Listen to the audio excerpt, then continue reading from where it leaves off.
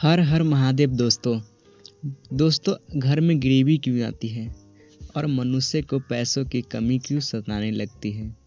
और वो कौन सी कार्य हैं जो एक मनुष्य को अपने जीवन में नहीं करनी चाहिए। नहीं तो गरीबी आती है। मित्रों, कोई व्यक्ति गरीब नहीं होती, उसकी सोच उसकी गरीब कर देता है। क्योंकि जो इंसान जिस प्रकार यह जितनी बड़ी सोच रखता है वो उसे उतनी ही बड़ी सफलता प्राप्त होती है। फर्क है तो बस अपने अपने सोच का। कोई इंसान महीने में लाखों रुपए कमाते हैं तो कोई इंसान करोड़ करोड़ रुपए कमाते हैं, परंतु कुछ इंसानों को 2 वक्त की रोटी तक नसीब नहीं होती। तो आखिर ऐसा क्यों है और इतना भेदभाव क्यों कि कोई व्यक्ति बहुत अमीर है तो कोई व्यक्ति बहुत अधिक गरीब है, जबकि दोनों को बनाने वाला ईश्वर एक ही है। मित्रों, आज हम आपको एक कथा के माध्यम से बताएंगे कि घर में गरीबी क्यों आती है और गरीबी आने का कारण क्या होता है और कौन सी कार्य है जो हमें नहीं करनी चाहिए जिसके कारण घर में गरीबी आती है। लेकिन उससे पहले अगर आप हमारे चैनल को सब्सक्राइब नहीं किए हैं तो चैनल को सब्सक्राइब ज़रूर कर लें और वीडियो को लाइक ज़रूर कर दें। दोस्तों, एक समय की बात है जब एक बार माता लक्ष्मी भगवान विष्णु जी से मिलने के लिए जाते हैं और कहते हैं, प्रभु मैं आपसे एक प्रश्न उत्तर जानना आई हूँ। तो भगवान विष्णु कहते हैं, हे देवी बताओ तुम्हारा प्रश्न क्या है, मैं आपको आपके प्रश्न का उत्तर अवश्य दूंगा। तो माता लक्ष्मी कहती है, प्रभु आज मैंने पृथ्वी पर लोक पर एक आदमी बहुत अमीर था और वह अपने महल में रहता था। वही एक आदमी बहुत गरीब था और वह झोपड़ी में ही रहता था और अपना कष्ट भरा जीवन जी रहा था। प्रभु इसे देखकर मेरे मन में एक प्रश्न उठ रहा है कि ये एक आदमी बहुत अधिक अमीर है और एक आदमी बहुत अधिक गरीब है। प्रभु ऐसा भेदभाव क्यों? तो माता लक्ष्मी की ये बातें सुनकर भगवान विष्णु मुस्कुराते हुए बोले, मैं तुम्हें एक कथा सुनाता हूँ जिससे तुम्हें तुम्हारे प्रश्न का उत्तर मिल जाएगा। तो माता लक्ष्मी कहती है, सुनाइए प्रभु। तो कथा को सुनाते हुए भगवान विष्णु कहते हैं, एक समय की बात है जब एक गुरु अपने शिष्य के साथ कहीं जा रहे थे और रास्ते में चलते चलते उन्हें प्यास लगी और वो एक बड़े से खेत के पास पहुंच गए और वहां उन्हें खेतों के बीचों बीच एक टूटा फूटा घर दिखाई देता है। तो गुरु अपने शिष्य को लेकर उस घर के पास जाता है और दरवाज़ा खटखटाता है। तो एक व्यक्ति दरवाजे को खोलकर घर से बाहर आ निकलता है। तो गुरु उस आदमी से कहते हैं, हम दोनों को बहुत ज़ोर से प्यास लगी है, तो क्या तुम मुझे पानी पिला सकती हो? तो वह आदमी अपने घर से पीने के लिए पानी लेकर आता है और इन लोगों को दे देता है और पानी पीकर गुरुजी बहुत प्रसन्न हुए। और फिर गुरुजी ने उस व्यक्ति से कहा, आपका खेत तो बहुत बड़ा है परंतु इसमें कोई फसल क्यों नहीं है? तो व्यक्ति कहता है, गुरुजी ये खेत मेरा नहीं मेरे मालिक का है और मैं तो बस इसमें खेती करता हूँ और इस साल फसल भी पूरी तरह से बर्बाद हो गई है। तो गुरुजी कहते हैं, तो फिर आपका गुजारा कैसे होता है? तो गुरुजी की ये बात सुनकर व्यक्ति बोला, गुरुजी हमारे पास एक भैंस है और मैं उसका दूध बेचकर अपने परिवार का गुजारा करता हूँ। और फिर बातें करते करते शाम हो जाती है। तो गुरुजी उस व्यक्ति से कहते हैं, अच्छा अब मैं चलता हूँ। तो व्यक्ति ने गुरुजी से कहा, गुरुजी अब कुछ ही देर में रात हो जाएगी और आप दोनों इतनी रात को कहाँ जाएंगे? आज रात हमारे घर पे ही रुक जाइए। तो गुरुजी ने कहते हैं, ठीक है, और गुरुजी वहीं पे रुक जाते हैं। अब आधी रात बीत चुके होते हैं। तभी अचानक गुरुजी नींद से उठ जाते हैं और अपने शिष्य से धीरे से कहते हैं, अब हमें यहाँ से चलना चाहिए था।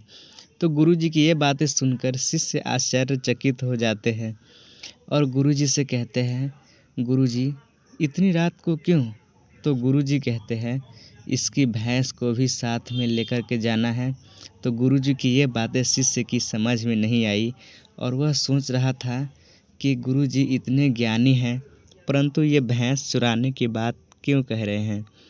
तो शिष्य ने सोचा गुरुजी से कोई पूछ ले कि आप इस व्यक्ति की भैंस क्यों चुराना चाहते हैं। परंतु शिष्य की पूछने की हिम्मत नहीं हुई और फिर आधी रात को ही गुरु और शिष्य उस व्यक्ति के घर से भैंस चोरी करके चले जाते हैं और एक जंगल में जाकर उस भैंस को छोड़ देते हैं, जहाँ से उस भैंस का वापस आना बहुत मुश्किल था। इसके बाद गुरु और शिष्य अपने घर चले जाते हैं, परंतु शिष्य के मन में यह बात हमेशा खटकता रहती है कि आखिर गुरुजी ने उस गरीब आदमी की भैंस को चोरी करके जंगल में क्यों छोड़ दिया, जबकि उस व्यक्ति ने तो हमें पानी भी पिलाया था और अपने घर में रुकने के लिए भी जगह भी दिया था। फिर इस तरह से लगभग 10 वर्ष गुजर जाते हैं और शिष्य एक बार गुरु बन जाता है। तो वो सोचता है कि क्यों ना उस व्यक्ति से मिला जाए जिसकी भैंस गुरुजी ने जंगल में छोड़ दिए थे और उसकी कुछ आर्थिक मदद भी की जाए ताकि उसकी आगे की ज़िंदगी खुशहाल हो जाए। और इस तरह शिष्य 10 साल बाद उस आदमी से मिलने जाता है और वहाँ का दृश्य देखकर आश्चर्यचकित हो जाता है, क्योंकि अब झोपड़ी की जगह पे एक विशाल मकान महल बन गया था और उसके खेत में काफ़ी बड़े पेड़ लगे थे और फसल भी काफ़ी अच्छी थी। ये सब देखकर शिष्य ने सोचा भैंस के चले जाने के कारण वह व्यक्ति सब कुछ बेचकर यहाँ से चला गया होगा और यहाँ कोई अमीर आदमी रहने लगा होगा। यही सोचकर वहाँ से वापस लौटने लगते हैं। तभी वह विशाल मकान से एक आदमी निकला और शिष्य ने देखा कि ये तो वही व्यक्ति है जिसकी मैंने और मेरे गुरुजी ने भैंस चुरा कर जंगल में छोड़ दिए थे।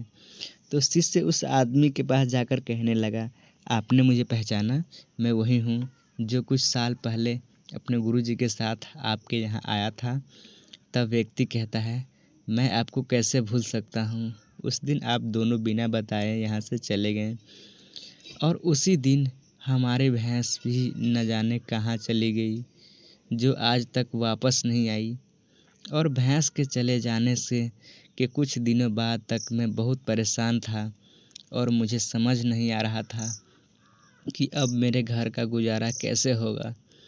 फिर मैंने लकड़ियों को काट कर बेचने का काम शुरू कर दिया और उससे मुझे जो भी पैसे मिलते थे उसे मैंने अपने खेतों में खर्च करके फसल उगाना शुरू किया और फसल काफ़ी अच्छे हुई।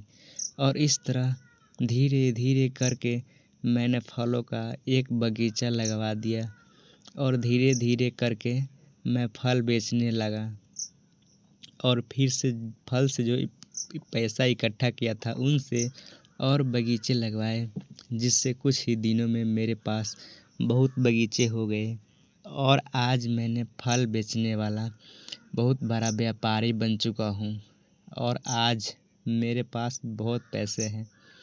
लेकिन यह सब कुछ मेरे भैंस के चोरी हो जाने के कारण ही हुआ है। नहीं तो अगर मेरे भैंस चोरी ना होती तो मैं आज भी उसी तरह दूध बेच रहा होता और एक गरीबी भरी जिंदगी जी रहा होता। ये सुनकर शिष्य बोला, ये कार्य तो तुम पहले भी कर सकते थे। तो वह व्यक्ति पहले बोला, उस समय मेरा गुजारा एक भैंस का दूध बेचकर हो रहा था और मेरी ज़िंदगी जैसे तैसे रही थी, इसलिए मुझे ये सब करने का विचार ही नहीं आया और बिना मेहनत किए गुजारा करने की आदत पड़ गई थी।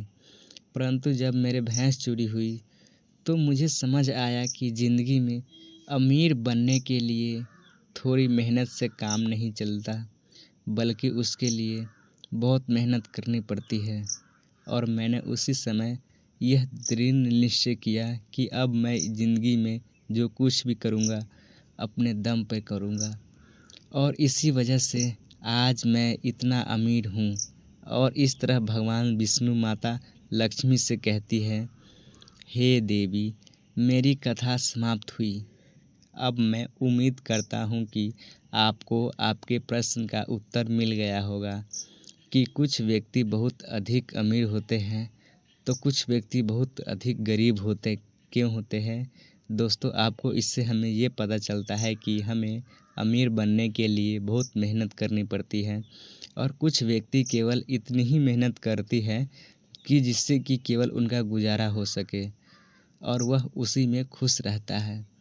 इसीलिए गरीब व्यक्ति गरीब ही रहता है और अमीर व्यक्ति और अमीर हो जाता है, क्योंकि इंसान की सोच ही उसको अमीर और गरीब बनाता है। क्योंकि जिसकी जैसी सोच होती है वो वैसा ही बन जाता है। इसीलिए इंसान को सपने अपने औकात से बड़े देखने चाहिए और जी जान लगा करके मेहनत करनी चाहिए। मित्रों, आपको यह कहने कैसी लगी हमें कमेंट करके ज़रूर बताएं और वीडियो को लाइक करके चैनल को सब्सक्राइब ज़रूर करना और कमेंट में हर हर महादेव ज़रूर लिखिएगा। हर हर महादेव बिना लिखे हुए आप मत जाइएगा, क्योंकि सावन आने वाला है। जय हिंद दोस्तों।